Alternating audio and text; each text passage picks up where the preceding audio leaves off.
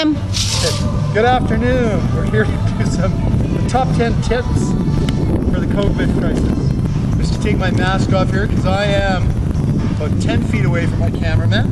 We've measured it with a tape, as you can see, and we've laid out some cones.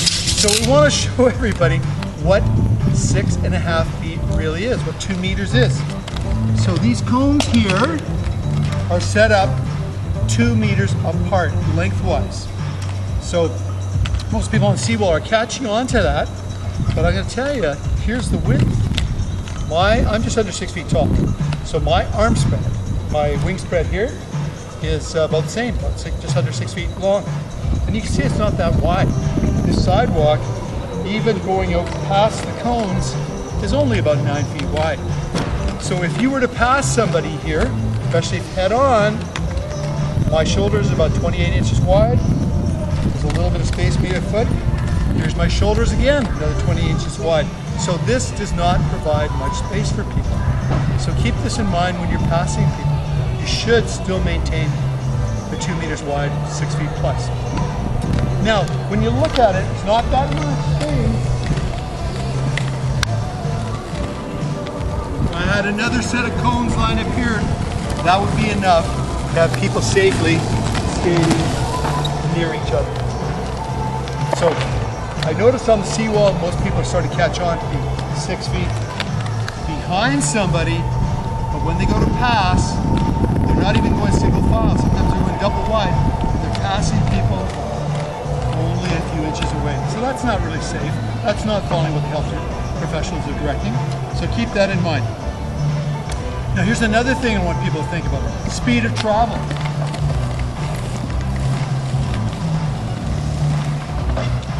When I'm skating fast, I'm going much fast, double the time.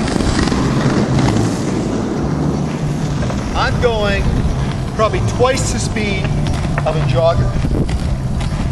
So if I'm going twice the speed of a jogger, that means I could come into their spittle area. So if you're going twice the speed of a jogger, why not give twice the distance? So make sure you're 10 to 12 feet apart behind them. And if you're on your racing bike, you're out for a scoot around Stanley Park, you come behind somebody else, and you're going twice as fast as a rollerblader, hey, why not give them 20 feet, 24 feet? Make it longer so everybody's safe when they're doing what they're doing. Now, for those of us who've done a lot of racing on rollerblades, we get right behind our partner, right behind their tailbone, and we draft. It's a real advantage for racing, but it's too close in proximity for this COVID time. So let's leave the drafting to another time when things are much healthier. Now, in terms of where to skate, you can find an empty parking lot like this where there's nobody around, nobody to collide with physically, and nobody to breathe on you, nobody to spittle on you. That's a safe thing to do. I want you to look at parking spaces. Parking spaces themselves are pretty narrow. You can see from my arm spread here, this is just about 7.5 feet wide. So you can use parking space as your measurement of width. If you stay 7.5 feet apart, that's not too bad for traveling at walking speed. But if you're traveling faster, give yourself more room lengthwise and widthwise when you're passing speed. So keep that in mind. Now there's a few other things about skating most of the health officials aren't aware of, is that when you go to a skate park and there's holes, we always try to keep yourself about 10 feet apart from each other because we don't want to collide. So if you practice that safe skating in the first place, and then when you get up on the platform at the top and you maintain 6 feet distance, you're fitting with what the health professionals say. Now right now a lot of skate parks are closed because they haven't thought of that, how to disperse people evenly, but at some point in time imagine they'll open up and we can start demonstrating those skill sets and impressing upon health directors for the future that there's ways to deal with the sport without closing it down completely. But that's for a future discussion. Now what else can I tell you? Here's some general information that we talk about in skating and skateboarding, longboarding, and scootering. It's called PALS, P-A-L-S. That stands for being polite, alert, skating legal, skating safe. So when you are skating near other people, don't go really close to them. It's not good for COVID. It's not good for gentle skating. Space yourself out, disperse yourself out. So that's the polite thing to do. If you're going to pass somebody, say, excuse me, passing on your left. And then go wide around them, give lots of room, and then return by pointing back in. Say, thank you very much. It goes a long way. Skate legal. Make sure you're obeying the traffic signs. Don't skate faster than the speed limit. Keep that in mind.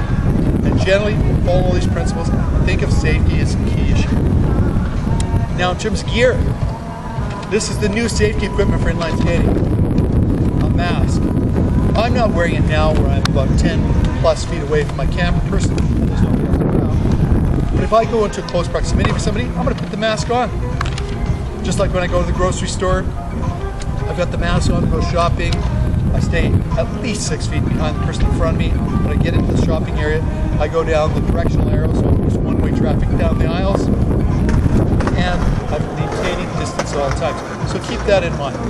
So I can't think of anything else to add to you right now, but I will put this on YouTube, and I will write up the details of what to do in terms of practicing safety, and perhaps some other things we can do safety-wise so we can keep skating through the COVID crisis without causing any more problems.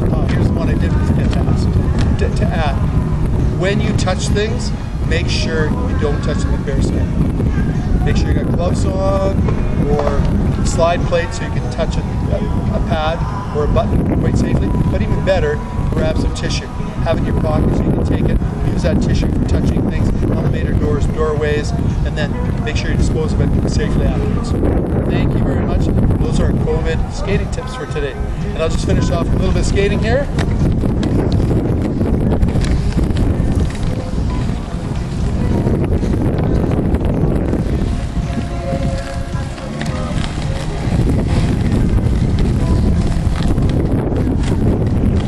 So today I'm roller skating